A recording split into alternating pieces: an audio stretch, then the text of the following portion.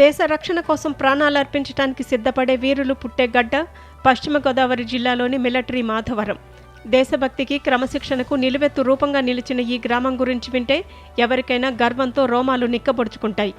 ఈ ఊరిలో ప్రతి ఇంటి నుంచి కనీసం ఒక్కరైనా సైన్యంలో దేశం కోసం సేవలు అందిస్తుండటం విశేషం.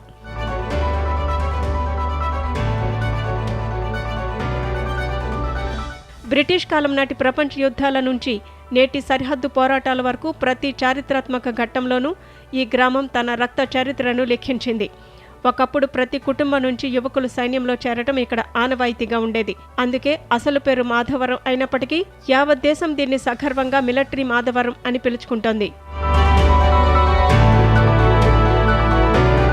మా గ్రామంలో ఆర్మీలో చేరటం అనేది కేవలం ఒక ఉద్యోగం కాదు, అదొక జీవన విధానం.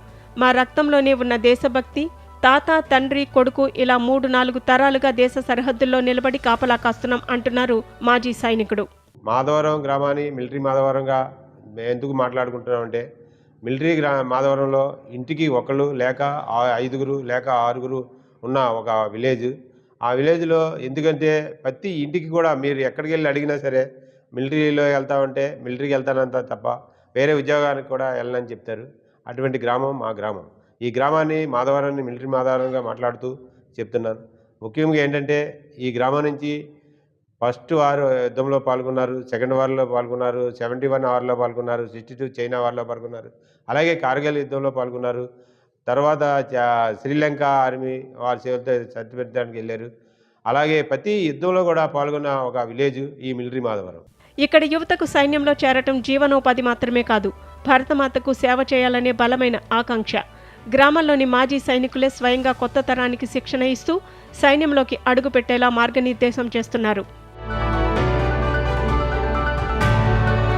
పొలాల్లో కష్టపడే సాధారణ రైతుల ఇళ్లలోనే దేశాన్ని కాపాడిన లెఫ్టినెంట్లు, సుబేదార్లు, సైనికుల వీరగాథలు పుట్టుకొస్తాయి.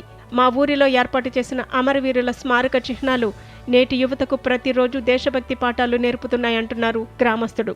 మాధవవర్మ సార్ వారి సైన్యంలో మన మాధవరం గ్రామ ప్రజలు ఎంత స్వామ్యులు, వీరులు, వీరిని మన సైన్యంలో చేర్చుకుంటే బాగుంటుందని మాధవరం గ్రామం నుంచి ఎంచుకుని వారి సైన్యంలో మాధవరం గ్రామం నుంచి సైన్యంలో చేర్చుకోవడం జరిగిందని మా పెద్దలు చెప్పేవారు.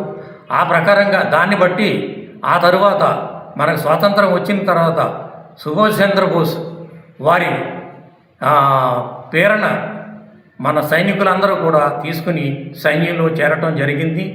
భారతదేశానికి ఎంతోమంది గొప్ప సైనికుల్ని అందించినటువంటి గ్రామం మా మిలిటరీ మాధవరం.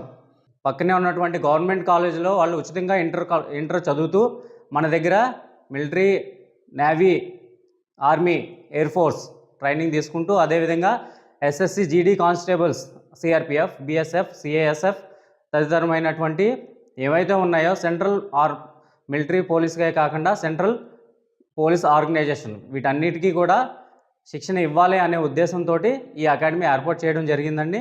దేశ రక్షణే పరమావధిగా బతికే ఇలాంటి గ్రామాలు మన దేశానికి నిజమైన రక్షణ కవచాలు. ప్రతి ఇంటికో సైనికుడిని అందించిన మిలిటరీ మాధవరం భారతావనికి గర్వకారణం.